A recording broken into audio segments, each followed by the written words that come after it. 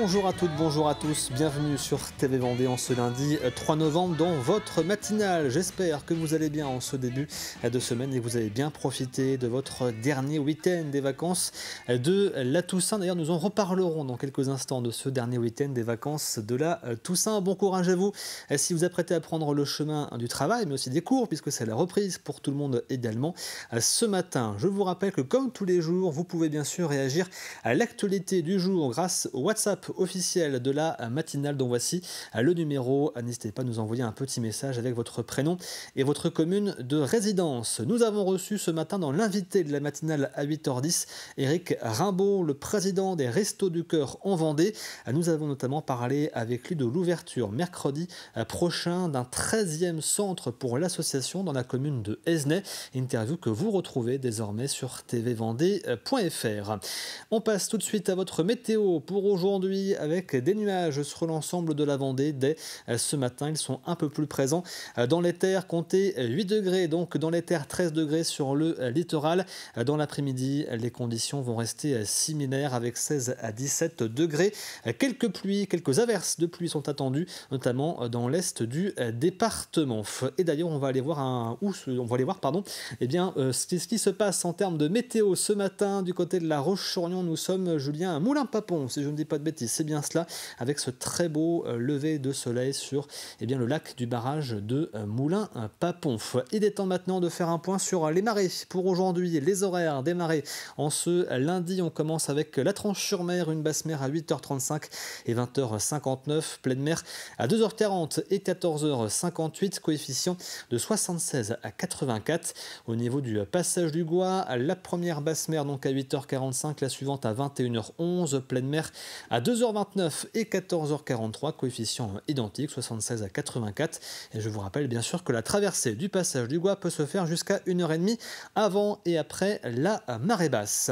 Le soleil, lui, se lève ce matin à 7h50 et se couchera à 17h46.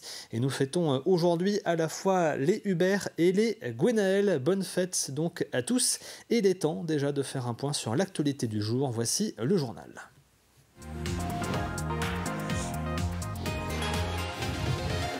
Un homme de 72 ans a été porté disparu depuis vendredi au Sables d'Olonne. Son corps a été retrouvé hier dans une forêt près de son domicile dans le quartier de la Chaume. La procureure de la République des Sables d'Olonne a indiqué qu'il s'agissait d'un suicide. Près de 150 personnes avaient participé hier à une battue pour le retrouver suite à différents appels lancés par sa famille sur les réseaux sociaux. Nous revenons maintenant sur cet incendie qui s'est produit dans la nuit de vendredi à samedi vers 2h du matin à L'Île-Dieu, à Port-Joinville. Le feu s'est déclaré dans l'entrepôt d'une société de location de vélos et s'est rapidement propagé au bâtiment d'une autre société du même type ainsi qu'à une habitation. Plusieurs habitations d'ailleurs situées à proximité ont dû être évacuées le temps de l'intervention des sapeurs-pompiers de Lille. Au total, 13 véhicules et 27 sapeurs-pompiers ont été mobilisés avec des renforts venus du continent par hélicoptère. 800 mètres carrés de bâtiments ont été détruits par les flammes. Il n'y a eu aucun blessé. Les causes ne sont pas connues pour l'instant. Nous avons établi 5 lances incendie pour circonscrire le feu.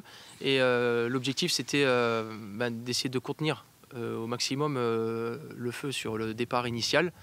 Il y a des propagations qui sont faites sur des habitations et aussi sur d'autres magasins. Au final, on dénombre 800 mètres carrés de brûlés, 6 personnes relogées et l'action des sapeurs-pompiers a permis de préserver 2 magasins de location de vélos et 2 habitations. On n'a pas l'origine de l'incendie, peut-être une batterie de vélo, peut-être pas, on ne sait pas, si ça se trouve c'est une prise électrique. Voilà, c'est un local professionnel, donc tout est envisageable. Pas de blessés à déplorer, c'est ça qui est important, et effectivement il faut le dire, parce que bon, il y avait du monde autour. Heureusement c'est le voisin qui n'était pas encore couché qui a donné l'alerte tout de suite, donc il a pu donner l'alerte avec les autres voisins autour, donc tout le monde a été évacué dans les temps, ça c'est chouette. Nous prenons maintenant la direction de Saint-Maurice-des-Noux, où 4 habitants de la commune ont décidé d'agir pour rompre l'isolement des personnes âgées en milieu rural. Ensemble, ils ont créé l'association La Vie Entre Nous, un jeu de mots qui prend tout son sens avec un projet ambitieux, construire une maison partagée destinée à des seniors autonomes. Un lieu pensé comme une véritable passerelle entre le domicile et les résidences type EHPAD pour mieux vieillir tout en restant au cœur de son village. Grâce au soutien de la municipalité et de la communauté de communes du pays de la Châtaigneraie et du département de la Vendée, cette maison pourra bientôt ouvrir ses portes. Reportage Cyril Guillet. Dans chaque logement, il y a une lumière, une prise électrique et ils sont en terrasse. Ouais. À l'image, ces 2 couples d'amis sont à l'origine d'un projet novateur, créer une maison partagée à destination des seniors. On est tous natifs de cette commune, donc on la connaît très bien. On sait aussi que notre population, elle est relativement vieillissante, pas trop de structures, des gens dans des lieux dits, isolés, parfois seuls. Et puis cet isolement social, eh bien, ça accélère un vieillissement.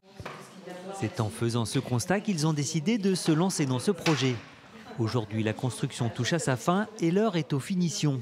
À terme, cette maison partagée pourra accueillir entre 4 et 8 personnes. Nous avons 4 appartements d'été 1 avec une kitchenette, une chambre, une salle de bain, toilette et un petit cellier. Donc 4 appartements identiques plus une pièce de vie commune qui fait 49 mètres carrés. Et pour mener à bien ce projet, il a fallu qu'il crée une association et une SAS. Nous voilà donc dans la salle partagée qui comportera donc une cuisine équipée avec tout le mobilier nécessaire que nous fournissons pour tous les locataires du logement. Même s'ils sont soutenus par la municipalité, la communauté de communes, le département et la MSA, il faut noter que la majeure partie du financement se fait sur fonds propres. C'est un investissement personnel, mais un investissement d'utilité publique, même s'il est personnel en fait, parce que c'est aussi donner un peu de son temps et de son espace à un public qui nous est cher quand même. Et parce que demain, on sera tous dans cette situation. Une première locataire prendra place dans ce lieu le 1er décembre. En attendant, des portes ouvertes seront proposées au public le 22 novembre prochain. Une rencontre maintenant avec Mathieu. Ce Vendéen va parcourir près de 1120 km en vélo à travers la France afin que son parcours dessine une moustache géante, le symbole de Movember, cette opération de sensibilisation à la santé de l'homme qui alerte notamment sur les cancers de la prostate et des testicules. Mathieu souhaite ainsi faire connaître cette opération et sensibiliser le grand public. Il sera accompagné par d'autres cyclistes durant son parcours. Anaïs Escalona est allée à sa rencontre lors de son départ samedi. Le message déjà c'est de faire connaître Movember puisque tout le monde ne le connaît pas. On connaît bien Octobre Rose mais le mois de novembre qui est juste après pour la santé masculine est un peu moins connu. Donc l'idée c'est vraiment de faire la promotion de ce mouvement, de faire connaître aussi les actions de la Table Ronde qui est une association internationale. Et voilà pourquoi en fait j'ai décidé d'allier l'ensemble de ces actions pour me rendre en vélo et puis essayer de communiquer sur ces mouvements-là. Après les gobelets, place au bol dans le département, les événements vont désormais pouvoir louer de nouveaux contenants réemployables. Une initiative portée par Trivalis en partenariat avec l'entreprise d'insertion Trait d'Union pour encourager le réemploi et réduire les déchets lors des manifestations publiques. Ces bols fabriqués en plastique recyclé affichent un slogan évocateur, le tri est une fête. Ils sont destinés aux associations, collectivités ou responsables d'événements rassemblant au moins 150 personnes comme des festivals, des kermesses ou encore des rendez-vous sportifs. Oui, alors on a commencé par les gobelets, on est aujourd'hui sur des bols, on veut compléter l'offre qui a été faite auprès de nos collectivités et des associations. Alors le fonctionnement est le même, c'est une logistique plus importante quand même, parce que c'est vrai qu'aujourd'hui on a 30 000 bols à peu près, en plus des 50 000 gobelets, et donc cette logistique, elle devait fonctionner différemment, et avec le marché public qu'on a passé avec Trait d'Union aujourd'hui, que je remercie vraiment, c'est que derrière on peut apporter à nos associations et nos collectivités la totalité de ce qu'ils ont besoin sur une manifestation. Tout ce genre d'activités logistiques donc, qui sont vraiment à notre échelle, à notre dimension, nous permet de valoriser notre main-d'œuvre. Donc oui, ce sont des sujets importants et forcément ce sont des sujets qui nous touchent quand on parle de réemploi, parce que nous alimentons déjà le réemploi et l'économie circulaire à travers nos différentes activités. Donc oui, et c'est nouveau, plus ou moins nouveau, parce que la partie gobelet est présente déjà dans cette organisation, sous cette organisation depuis quelques années. Donc c'est vraiment la partie qui va plus loin, donc, avec les bols, qui complète le tableau et qui est plus récente. Vous l'avez peut-être vu dans l'émission The Voice, la même année qu'un certain Kenji Girac. Aujourd'hui, Cyril Garot a troqué les plateaux de télévision pour la scène des écoles et des centres de loisirs. Chanteur et animateur, il parcourt la Vendée et la Loire-Atlantique avec ses spectacles interactifs et pédagogiques destinés aux enfants, produits sous la franchise Planète Môme. Dans la commune de Terval, une trentaine d'enfants du centre de loisirs ont récemment plongé avec lui dans l'univers de la forêt à travers une histoire mêlant contes célèbres et découverte de la nature. Un reportage de Louise Viadger sur cette animation qui allie musique, imagination et pédagogie. Le spectacle bat son plein, mais quelques minutes avant, Cyril réglait les derniers détails. Décor, voix, tout doit être prêt pour que la magie opère auprès des jeunes. Les enfants ne savent pas tricher, ils aiment. Ils le disent, ils n'aiment pas, ils le disent aussi.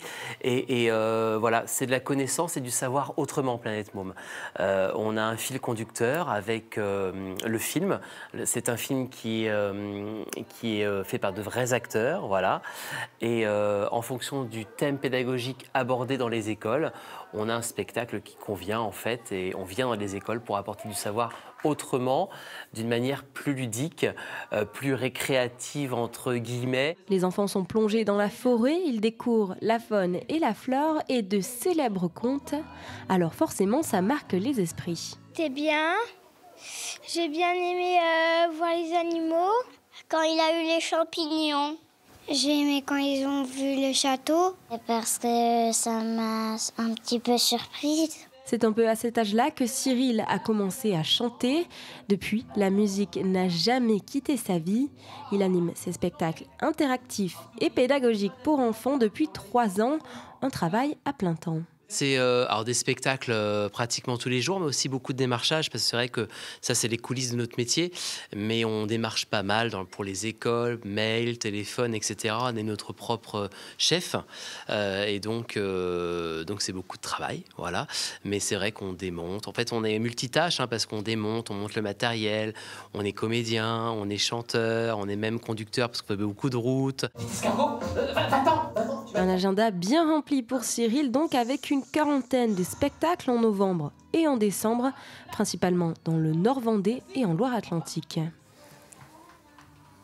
Pour finir, comme chaque année, La Roche-sur-Yon a rendu hommage aux anciens combattants morts pour la France. À ce samedi 1er novembre, les autorités civiles et militaires étaient réunies au carré militaire du cimetière du Point du Jour pour une cérémonie officielle, un symbole du devoir de mémoire organisé par le Souvenir français. C'est ici que reposent notamment 10 soldats inconnus de la Grande Guerre aux côtés de leurs camarades tombés pour la France. Une cérémonie inscrite dans la tradition nationale depuis 1919 qui rappelle aussi le passé militaire de la ville qui a abrité durant longtemps le 93e régiment d'infanterie. Donc sur les 127 tombes qu'il y a ici, il y a 76 morts pour la France. Il y a aussi des soldats des régiments de tirailleurs tunisiens et de tirailleurs malgaches qui, eux, sont morts pendant le service à l'hôpital de La Roche-sur-Yon. Nous sommes heureux de voir que malgré, j'allais dire, l'oubli du temps, etc., les gens sont quand même soucieux d'honorer leurs morts, surtout dans ces temps un peu troubles où malheureusement, j'allais dire, la peur que ça se reproduise intervienne. C'est la fin de ce journal. On refait maintenant un point rapide sur votre météo de ce lundi avec des nuages présents sur l'ensemble de la Vendée dès ce matin, notamment dans les terres, comptez 13 degrés, donc sur le littoral 8 degrés dans les terres. Dans l'après-midi, les conditions vont rester identiques, mais quelques averses sont attendues dans l'est de la Vendée, à compter 16 à 17 degrés. Il est temps maintenant de passer au plus de l'info du jour.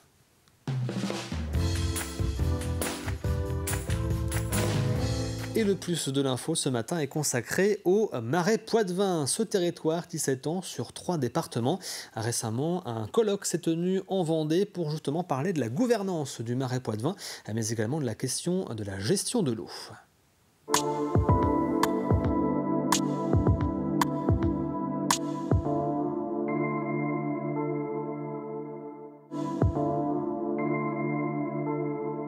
Alors la coordination pour la défense du Marais Poitevin existe depuis longtemps, créée dans les fins des années 80, et elle s'attache à promouvoir un débat public de qualité autour des questions qui agitent le territoire du Marais Poitevin et de son bassin versant, autour de grandes thématiques qui sont la gestion de l'eau, l'agriculture, l'aménagement du territoire globalement.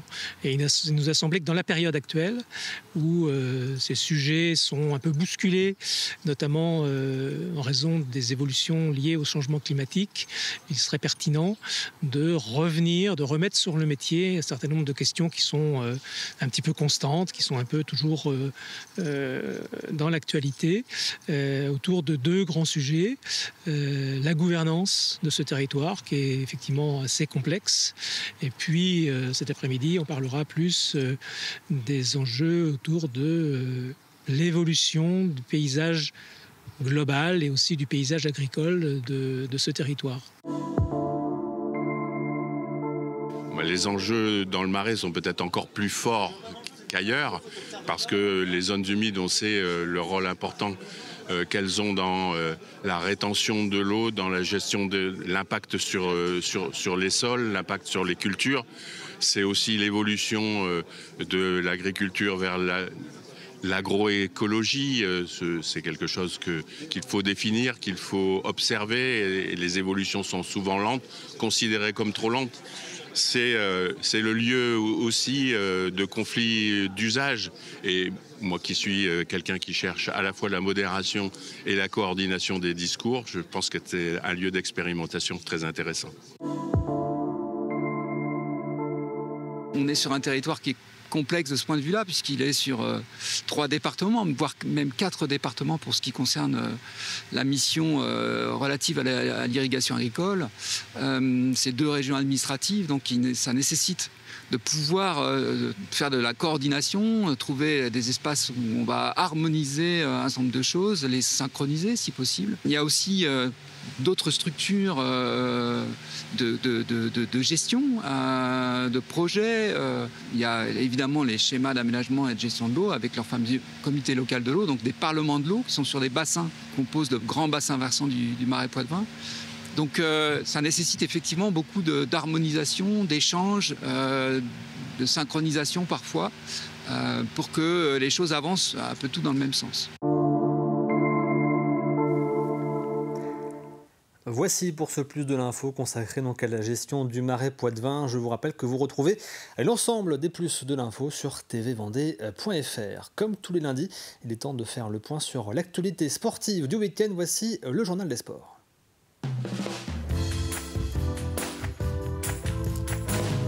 Et au programme du journal des sports aujourd'hui, du football avec une nouvelle victoire pour le club de La Roche-sur-Yon, un derby vendéen en National 3 et la première victoire du club de La Roche-sur-Yon en handball à domicile.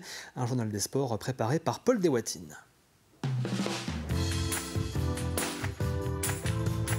C'est l'heure de votre journal des sports. On fait le tour des résultats du week-end en Vendée.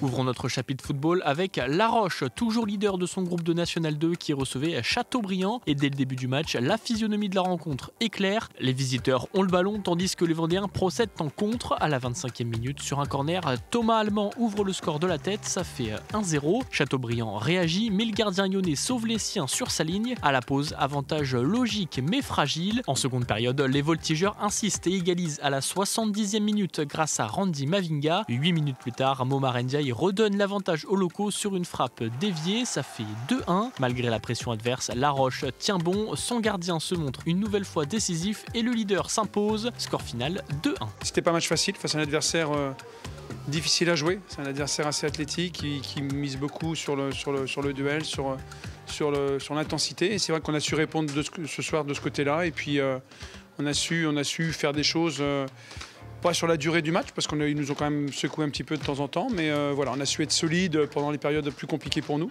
Et puis derrière, on aurait pu finir avec plus de buts, mais on va se satisfaire de ça et on va s'en contenter parce que ça reste une belle victoire. Toujours en football, mais un échelon en dessous, en National 3, le Poiré-sur-Vie recevait Chaland pour un derby très attendu entre le leader et son dauphin. Dès le début, les Genoux dominent, mettent la pression et ouvrent logiquement le score à la 36e minute grâce à Naël Bensoula d'une frappe lointaine après un corner mal repoussé. Avant la pause, Chaland évite le break grâce à un arrêt de son gardien sur penalty. Au retour des vestiaires, la tendance s'inverse complètement. Chaland pousse et finit par égaliser dans les toutes dernières minutes sur une tête de Merceron à la 90e. Score final 1-1, un nul logique au terme d'un derby engagé et équilibré. C'est quand même un 5e match sans défaite, contre une équipe qui était invaincue. Il faut aussi le souligner.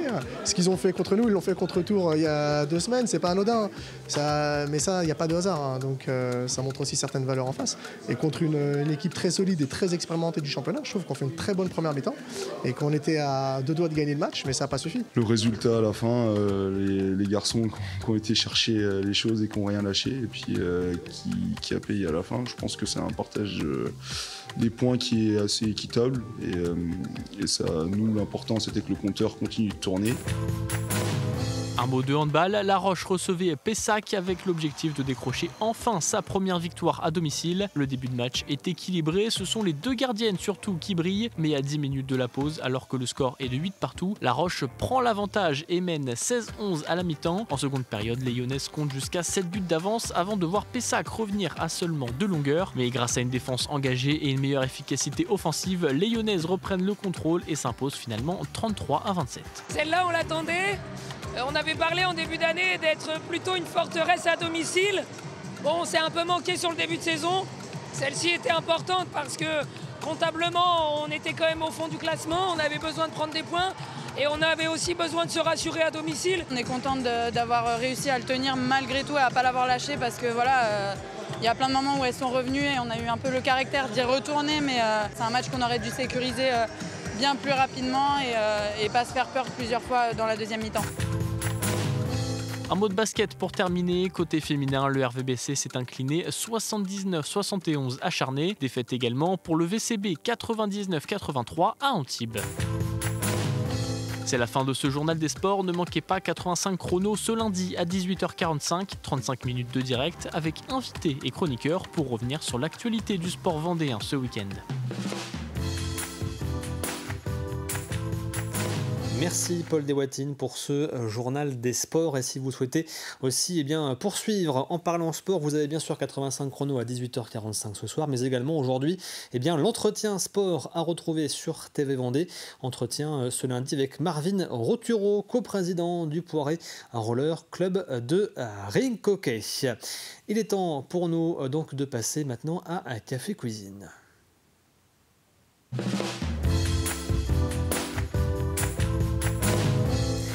Et à gagner cette semaine dans Café Cuisine, c'est une carte cadeau d'une valeur de 60 € offerte par l'association Les Vitrines du Centre-Ville qui regroupe les commerçants du centre-ville de La Roche-sur-Yon. Pour espérer repartir avec cette carte cadeau, il vous faut trouver la réponse à la question de la semaine que voici. Quelle discipline scientifique se penche sur un incontournable des balades d'automne? Je répète, quelle discipline scientifique se penche sur un incontournable des balades d'automne? Vous avez de très bons indices à l'image, mais je ne vous en dis pas plus. Voici justement le premier indice de la semaine.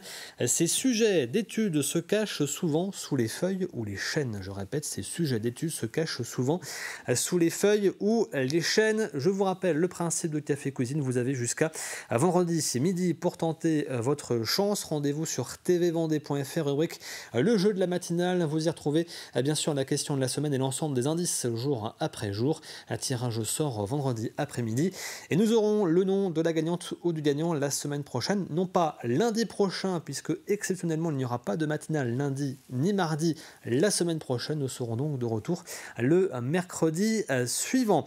Je vous propose d'aller faire un petit tour justement quelque part en Vendée. Julien, où va-t-on ce matin? On est du côté de La Roche-sur-Yon, si je ne dis pas de bêtises. Voici donc la webcam du jour en direct de Moulins-Papon. Le soleil s'est levé sur La Roche-sur-Yon. On aperçoit ces quelques petits nuages dont je vous parlais dans notre petit point météo. Et donc, très belles images de Moulins-Papon, le lac du barrage de Moulins-Papon à La Roche-sur-Yon. Nous avons parlé ce matin sport, bien sûr, avec le journal des sports. Je vous rappelle que vous retrouvez ce soir à 18h45 85 chrono l'émission présentée par Paul Deswatines avec un retour complet sur l'ensemble des rencontres sportives de ce week-end. Et puis dans l'invité de la matinale ce matin à 8h10, nous recevions Éric Rimbaud, le président de l'association Les Restos du Cœur en Vendée.